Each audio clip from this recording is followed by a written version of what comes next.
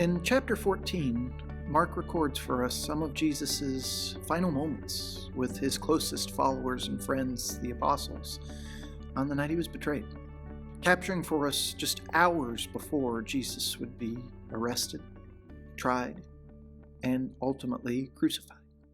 And in those special moments, just after Jesus took bread and took cup and instructed his apostles to continue to partake of it, remembering the body and the blood he was about to shed, we see this scene play out in Mark chapter 14, beginning with verse 26.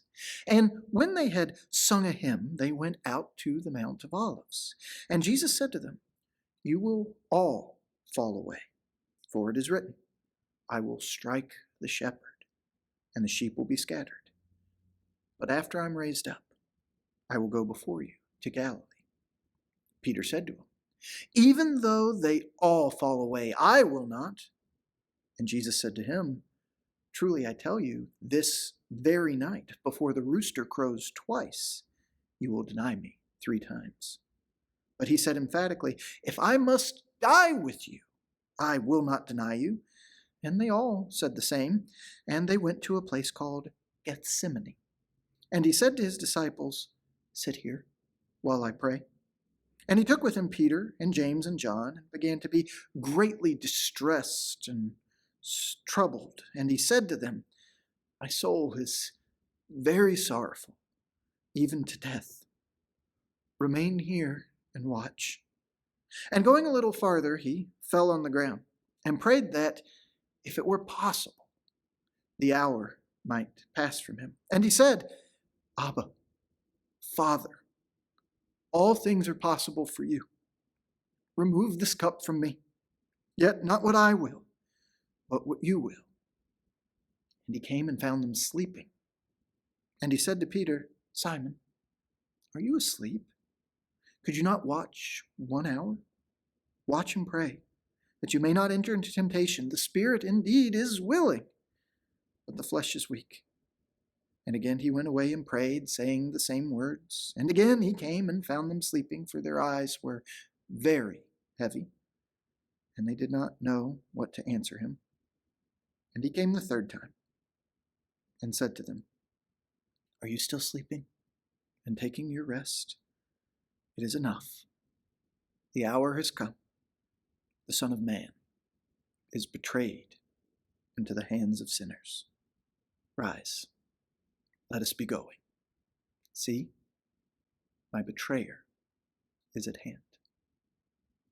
In the midst of all these beautiful moments Jesus has been sharing with his apostles during this Passover observance, and as many times as he plainly told them that when he went to Jerusalem he would be betrayed and executed, but would on the 3rd day rise, the disciples were still just too hard-hearted. Even among his closest followers, they didn't understand. They'd had so many instances that showed just how complete Jesus' knowledge was, even just this past week, having seen how perfectly Jesus knew the minute details of that day with where there'd be a donkey that he could rise into the city, as well as hearing him lay out what the next several decades of history would be like when Jerusalem and its magnificent temple would be left so that not one stone was standing on another.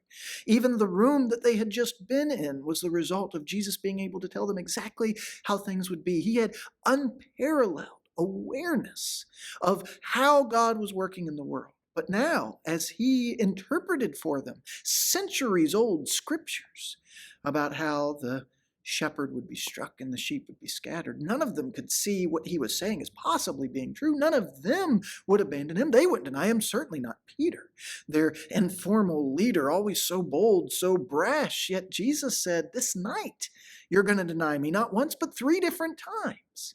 But none of them could believe that. Surely Jesus was wrong.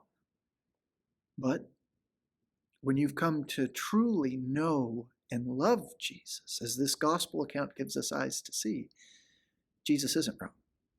And sometimes as his followers, we will face difficult situations. Sometimes as his followers, even knowing so much about Jesus, even knowing that we love Jesus the way that these men did, we'll still stumble. We'll still fail. But that's where we can learn from Jesus how to navigate those difficult things because Jesus knew he was right. Jesus knew how incredibly painful things were about to become. So Jesus went and prayed. He didn't pray alone, bringing 3 of his closest friends with him while the other disciples waited. Now, that didn't do a whole lot of good since they fell asleep. It didn't do a whole lot of good at that moment. But the example that he would set, the memories that would be preserved, the teaching that would come out of it, can do all of us good, because when Jesus was faced with his darkest, most difficult moment, he prayed. And how did he pray? He prayed in a personal way, calling God Abba. That's like our equivalent of Dad, Daddy. It's an affectionate, personal term. Yet he also prayed, acknowledging God's great power, knowing that all things are possible for him, but submitting himself, that God's will be done. And while just such a small amount of Jesus' prayer that hour is preserved for us, it speaks volumes about Jesus praying in a way that's personal and Jesus praying in a way that's raw and real, acknowledging the situation that he's in, but Jesus praying in such a way where even recognizing God's great power entrusts himself for God's will to be done, trusts that even if the days ahead are difficult and painful, God will be with him and he will work it all out for good. Jesus already showed us that he had that confidence when he told his apostles that while they would be scattered, he would rise and then he would gather them together in Galilee again.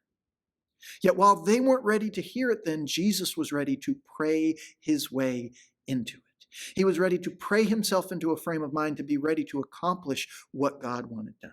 Because as those apostles, as his closest followers slept while he was in such great agony, Jesus knew what the real cause of it was. So often we want to do the right thing, but we fail. We fall short. But the solution that Jesus presents to him is the very thing that he's doing, to watch and pray, to not enter into that temptation. And if we as his followers will learn from that example, if instead of denying that hard things are coming up, we will recognize them, but look for Jesus through them, look for where Jesus is going to lead us to beyond them, if we will watch and pray, being personal and honest with God about the things that we're burdened by, but entrusting ourselves to his power and truly wanting his will to be done, then we can face the darkest, most painful moments of our life, but come through them the other side, glorifying God. That is what Jesus makes possible. That is what Jesus made possible by continuing to pray his heart out, even while his closest followers slept. That's what Jesus made possible by going eyes clear and open to meet his betrayer, knowing what the hours ahead were about to hold. That is what love for God, that is what heartfelt praying, like Jesus shows us, makes possible. So as we are given this blessed glimpse of Jesus in such a difficult, painful moment, as we come to know and to love who he is, when we see that relationship that he had with God, when we see that trust that he had for God, when we see that willingness that he had to endure suffering to do God's will and save all of us, let's learn from it.